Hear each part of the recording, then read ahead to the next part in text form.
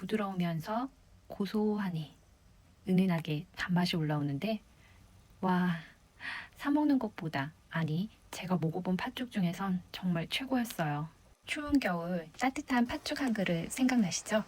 그런데 팥죽을 만들 때마다 팥죽 하는데 시간이 너무 오래 걸리고 팥이 너무 쓴 건 아닌가? 떡은 언제 넣지? 이런 고민들 다들 한 번쯤 해보셨죠? 저도 한 번은 팥을 너무 오래 끓여서 쓴맛만 남고 떡은 너무 퍼져서 실패했던 기억이 있어요. 그럴 때마다 역시 팥죽은 너무 어려워 하면서 다시 팥죽 사러 나가곤 했었습니다. 하지만 저와 같은 고민을 하셨던 분이 계신다면 오늘 영상으로 해결해 드릴게요. 시간도 완성까지 35분이면 끝이에요.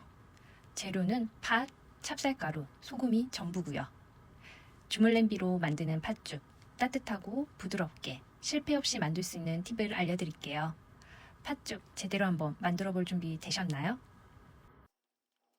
먼저 팥을 두어 번 헹궈주세요.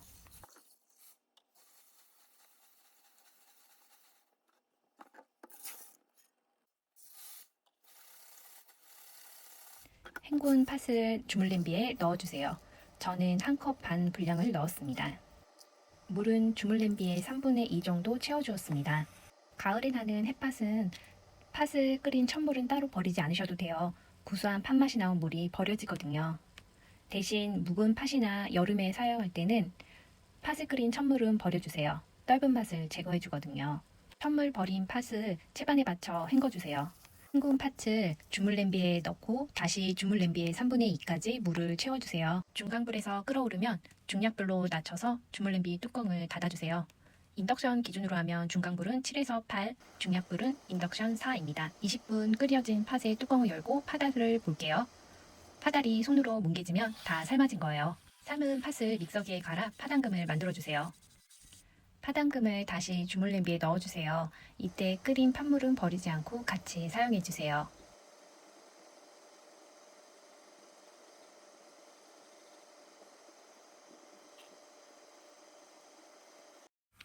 거품이 일어날 수 있으니 그때마다 거품을 걷어내주세요.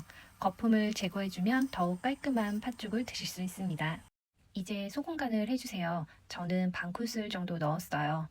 소금의 양은 정해진 건 없어요. 각자의 간에 맞춰 넣어주시면 됩니다. 끓어오르면 찹쌀 옹심이 넣어주세요. 원하시는 만큼 넣어주시면 됩니다.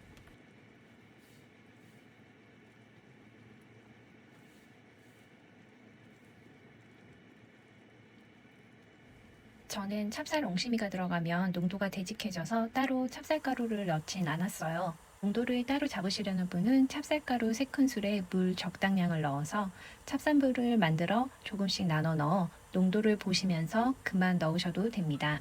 35분 만에 팥죽이 완성되었습니다.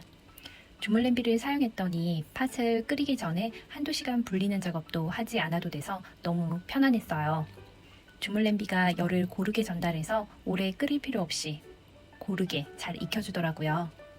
또 재료 본연의 맛을 잘 살려줘서 설탕이 안 들어갔는데도 고소하고 팥 자체의 단맛이 올라와 설탕이 안 들어갔는데도 정말 너무너무 맛있었어요. 팥죽 사러 갔다 오는 시간 또는 배달시켜 먹는 시간보다도 짧게 걸리니까 두려워 마시고 꼭 한번 만들어 드셔보세요. 부모님께도 가져다 드렸는데 정말 저 포함 식구들 모두 이렇게 맛있는 팥죽은 처음 먹어본다며 다들 깨끗하게 완그릇 했습니다. 제가 이 팥죽을 만들면서 느꼈던 건 작은 정성과 시간이 결국 큰 맛을 만든다는 거예요. 주물냄비를 쓰는 것도 그만큼 맛을 차별화하는 중요한 요소니까요.